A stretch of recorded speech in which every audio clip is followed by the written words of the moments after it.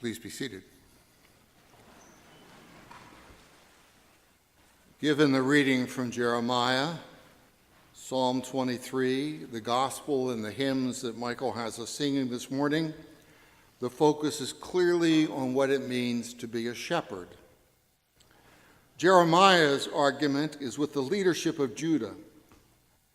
He states clearly that they have failed as shepherds and will be accountable for their failure. While I might enjoy talking about Helsinki and our president, I won't. That would be a distraction from an emphasis on what it means to be a shepherd, at least as it applies to what it means to be a Christian. These readings are juxtaposed to remind us or inform us that leadership has consequences. We seem to have forgotten that. Instead, what we frequently find is a church, and here I mean church broadly understood, and I'm especially equipped to do that. Since April, I've been in 8 different Episcopal churches, and between now and the end of September, I will be in 4 different churches, one of which will be Lutheran. So I'm kind of exposed to what the church is.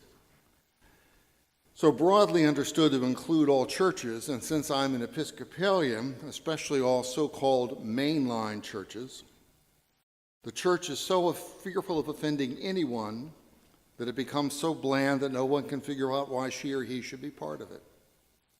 Is that what it means to be a shepherd? I speak of shepherds and our being shepherds because, of course, the church is the interpreter of what Jesus meant. We are the living embodiment of the movement he began. We are not merely sheep. We are shepherds in a society in desperate need of guidance. Instead, we are bland. Do we come to church to gain moral clarity? If so, what does it mean that the church preaches acceptance of the other regardless of moral condition? In my lifetime, the church has grown much less clearful about many sinful behaviors than it was when I was a child. Many things the church stood for in the 50s when I was a boy have been dropped. Women rarely wear hats. I don't see any hats this morning.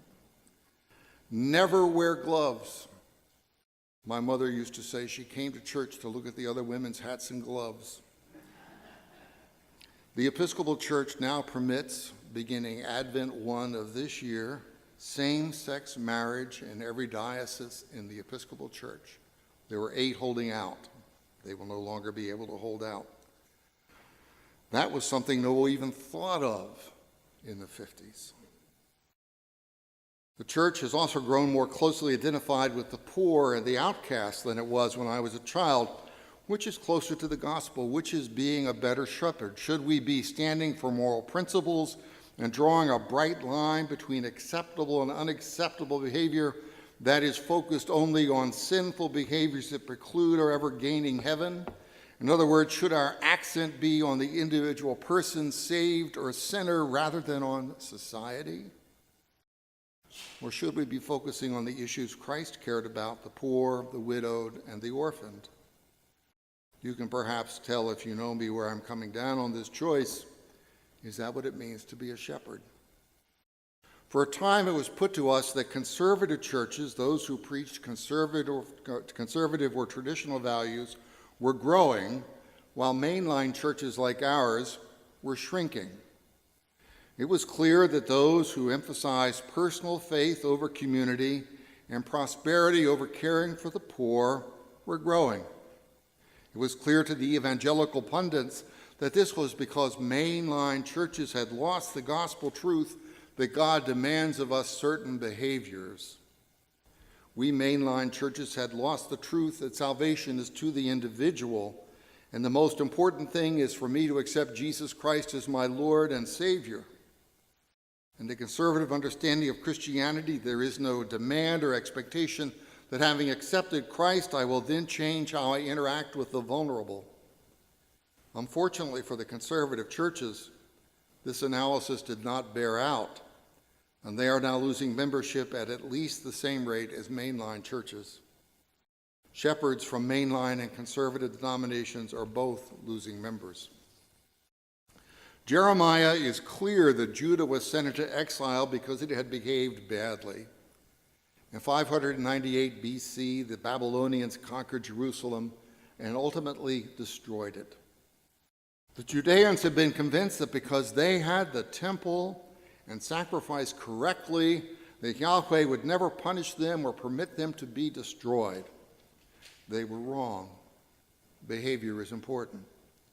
But the cult didn't understand what Jeremiah meant by bad behavior. They were convinced that they practiced the cult correctly. Sacrifices were regular and done according to form. Prayers were said as prescribed. God should have been appeased. After all, everyone knows that praying and worshiping are more important than acting. All that's really needed for salvation, after all, is right intention, isn't it? It's more important, isn't it, to worship Jesus as opposed to following him?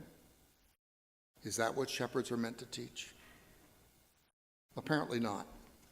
In the time of Jeremiah, in the time of Christ, the shepherds of the flock were spending a lot of time being right on liturgy and wrong on practice. We continue in a similar situation today. The church, and certainly not simply the Episcopal Church, is lost. We worry about losing members' contributions, buildings, endowments, and so on. Last Sunday, I was in a church where I was preacher and celebrant, and there were 10 of us there, and I was the third youngest. We can't afford these worries. We're distracted by things, and we've forgotten the promises of Christianity. Christianity can be boiled down bumper sticker style to two phrases. The only promise of Christianity is that you will be treated no worse than your Savior, and they crucified him.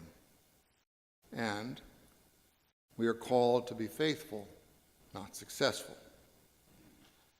That is, we are truest to Christianity when we work to be faithful regardless of consequences. It doesn't mean that we will never be successful. It does mean that our focus is on what it means to be faithful. Being a shepherd means faithfully following Christ, not simply worshiping him. If you read Jeremiah, you will discover that being faithful was a challenge to him. Much of what we know about Jeremiah is contained in his laments, and he constantly laments that God is not fair. He says, I never get invited to parties. Those people aren't treating me right, strike them dead.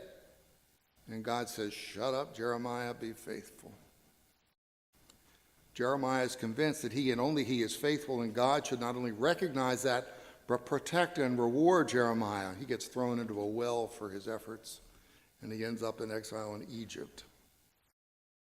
Instead, God counsels Jeremiah that only being faithful can life have meaning. For Jeremiah, being faithful means preaching a message no one wants to hear. Was Jesus any more successful? We read in this morning's gospel that crowds followed Jesus.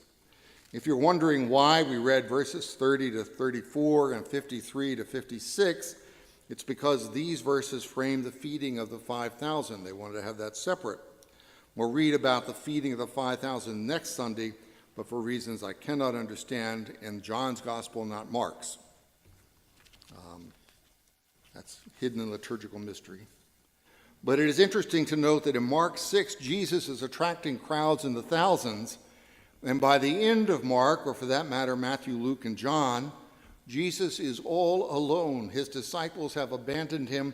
The women look on, observing the crucifixion, and they are confused. The crowds are dispersed. Not only that, we know from Palm Sunday that the crowds have sought actively for Jesus' crucifixion. So why do we think of being a good church is about numbers? Can I be a good shepherd and have a shrinking flock? Perhaps. I have been, and I am, and have been for many years convinced that the purpose of the church is to help us find meaning in our lives. We were created to be in relationship with God, and I firmly believe that people are hungry to learn what that means. We've done such a poor job as a church of doing this that people today see themselves increasingly as spiritual but not religious. So many so identify themselves that it is now a lifestyle and it has its own initials, SBNR. When people tell me that they have problems with organized religion, I usually retort that we're not all that well organized. I get a laugh, but not a convert. Whatever Jesus was teaching before the feeding of the 5,000, whatever Jeremiah indicted the leadership of his time for, they were not instructing people to practice worship better. In contrast, they were telling them to be more faithful. Ultimately, in the Gospels, the cost of faith is too great, and all fall away until the resurrection. The challenge to us, lay and ordained, is not to make church relevant, but to make it real. We have the great gift of meaning in our lives. You and I are on a journey towards great joy and happiness. If we are to be the shepherds called for in Jeremiah and Mark, and not the shepherds that are condemned, then our central task is to help others find faith and meaning. So don't be distracted by Mr. Trump and Mr. Putin. They are of secondary importance at best.